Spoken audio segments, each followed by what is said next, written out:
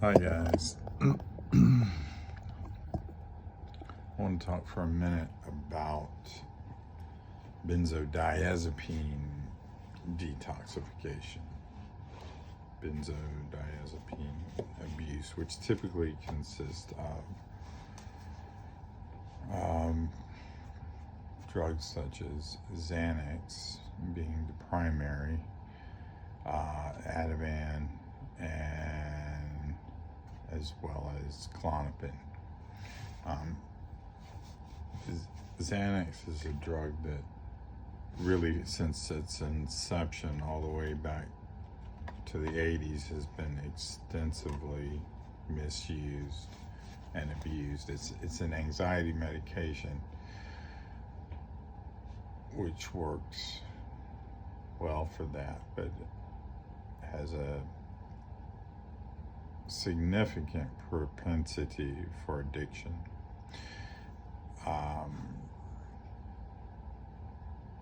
And it was a drug, Xanax was a drug that was purported to be safer than Valium. And Valium was legendary for its misuse and abuse back in the 60s and 70s. And Valium has a lot of issues with being what we call a dirty drug, in that it's an oil-based drug like marijuana, like THC, which causes a lot of complications with it interacting with other medications.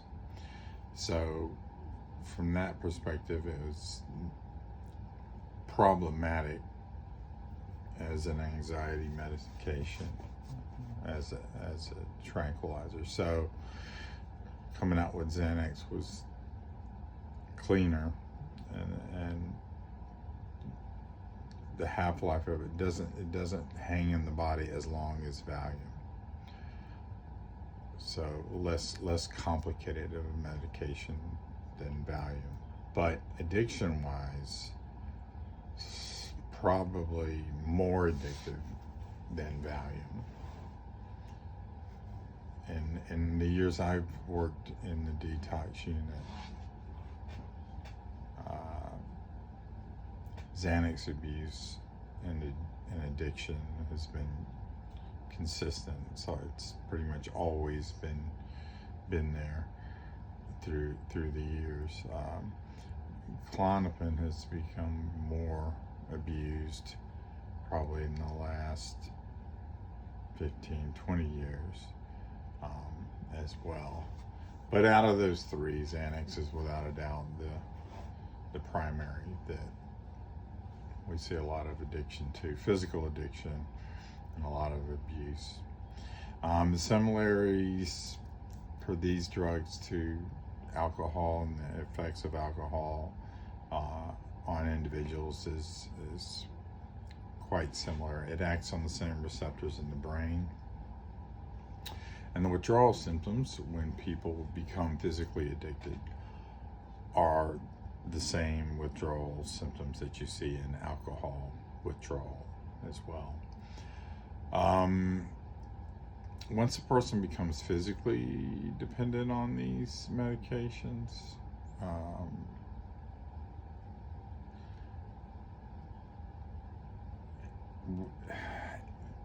that's a dangerous condition that, if not properly detoxed off of them or brought off of them with a physician's direction, can be dangerous in regards to the risk for seizures, just like with alcohol withdrawals. So depending on dosage and even if prescribed, sometimes if a person has been on these medications for a long time, as in years, coming off of them the correct way is important. So when I say the correct way, to wean down off of them slowly and gradually under a physician's direction would be the correct way. or a medical detox process. We would see a lot of patients who were abusing these medications and obtaining them off the street, quote unquote, obtaining them illegally. So they were taking doses that were significantly above what would be prescribed by a physician typically. So withdrawals from these would typically be anxiety, rapid pulse rate, tremors, diaphoresis, sweats, insomnia, this type of things, which really renders a person just dysfunctional. So, in order to avoid seizures, first and foremost, and to come off of them safely, a medical detox process is an appropriate way to go. In the unit I worked in, that process would typically be an 8-day process, and there would, in the unit I worked in, we would typically use klonopin as a medication. It would be a tapering protocol. So as the days go along, the amount of medication the patient receives each day is slowly decreased until completing the protocol.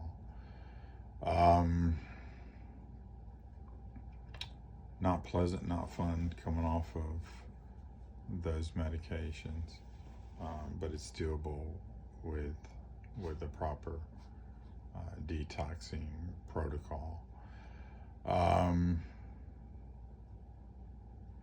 So